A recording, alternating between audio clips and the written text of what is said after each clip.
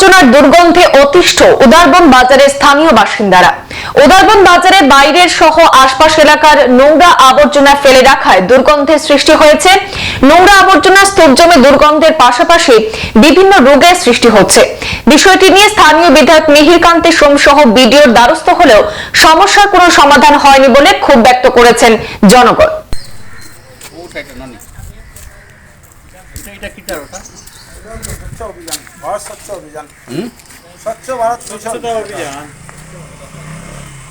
স্থানীয় বাসিন্দা করুণা শঙ্কর ত্রিবেদী, অঞ্জন চন্দ্র, কাজল শীল, জগদিন্দু পাল ওরফে শম্ভু, নান্টু রায়, অমর শীল, রূপালী পাল, লাভলি পালরা ক্ষোভ ব্যক্ত করে বলেছেন, স্বচ্ছ ভারত নিয়ে কেন্দ্র এবং রাজ্য সরকার বিভিন্ন পরিকল্পনা নিলেও উদারবন বাজার এলাকার মথুরা নদীর পাড়ে ভয়াবহ অবস্থা।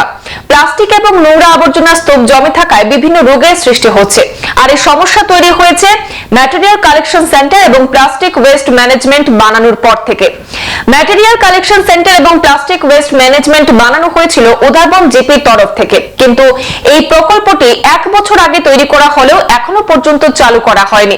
ফলে উদারবন বাজারে বাইরে সহ আশপাশ এলাকার নোংরা আবর্জনা ফেলে রাখায় এলাকার দুর্গন্ধের সৃষ্টি হচ্ছে। আর এই দুর্গন্ধের পাশাপাশি এলাকার স্থানীয় বাসিন্দারা ঘরে থাকতে পারছেন না, অনেকেই বিভিন্ন রোগে আক্রান্ত হচ্ছেন বলেও ক্ষোভ ব্যক্ত করেছেন এবং তারা বলেছেন এই বিষয়টি নিয়ে উদারবন্দের বিধায়ক মিহির কান্তি সোম সহ বিডিওর দ্বারস্থ হলেও কাজের কাজ কিছুই হয়নি। আজ স্থানীয়দের তরফ থেকে শ্রমিক লাগিয়ে কিছুটা পরিষ্কার করা হলেও অনেক জায়গা এখনো আবর্জনা স্তূপ রয়ে গিয়েছে। যদি কয়েকদিনের মধ্যে এই সমস্যার সমাধান করা না হয় তবে তারা আগামীতে বৃহত্তর আন্দোলনে যেতে বাধ্য হবেন বলেও জানিয়েছেন। দিন রাত্র 24 ঘন্টা জাবড়া পড়ে পেচ্ছাপ করে কেউ লেট্রিন করিয়া যান। এই ঘরটা বাড়াইতে সময় আমরা মেলুকইয়া ইয়া বাধা দিছি। এখানে ওই জায়গা চলার মতো না, এই সমস্ত পয়সা দিয়া এখানে বাজারও মানুষের বাজার করতো, হে আবার 5 টাকা দিয়া পেচ্ছাপ করতো নি, হে অতদিন করিয়া গেছে খোলা জায়গা।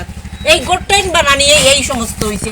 হাজও লাগছে না গোটটাই জিনিসপত্র কিচ্ছু, আর কষ্টটা আমরা বুক করিয়া সব সময় আমরা গড় গিয়া দেখুন কি অবস্থা, দরজা জানা লাগাইয়া থাকা যায়।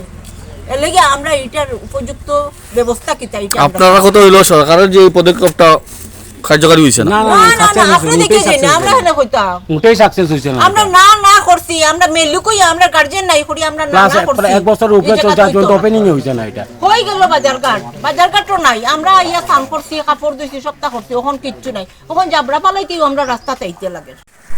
আমরা তো এতদ অঞ্চলের বসবাসকারী লোকজন, এখানে যে বাজার আর সম্পূর্ণ বাজারের আবর্জনার স্তূপ আমাদের এখানে বসবাসকারী লোক যারা আছে তাদের ঘরের সামনে এখানে রাখা হয়েছে, যেটা নানান ধরনের রোগে আক্রান্ত সৃষ্টি হবার দেখা দিয়েছে। এখন বর্তমান অবস্থায় আপনারা এখানে এসেছেন, আসার পর আপনারা জিনিসটা উপলব্ধি করতে পেরেছেন জিনিসটা বাস্তবে সত্য না মিথ্যা, সেটা আপনারাই যাচাই করেছেন। অনেক কর্তৃপক্ষের দৃষ্টিগোচর আমরা করেছি, কিন্তু কোনো ধরনের কোনো সুযোগ পদক্ষেপ পাইনি আজ অবধি। কিন্তু পরিস্থিতি এমন আকারে গিয়েছে যে যাতে এখানের মধ্যে যারা এখানে আনি আবর্জনার স্তূপটা তৈরি করছে ওদের সাথে আমরা বর্ষায় লিপ্ত হতে যাচ্ছি।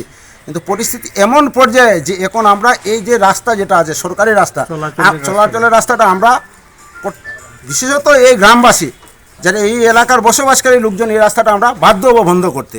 যদি সরকার কোনো ধরনের কোনো পদক্ষেপ নেয় না, কোনো বিভাগীয় কর্তৃপক্ষ কোনো ধরনের পদক্ষেপ নেয় না, তাহলে রাস্তার ব্যাপারে আমরা রাস্তাটা বন্ধ করে দেব, সম্পূর্ণ বাজার রাস্তাটা বন্ধ করে দেব।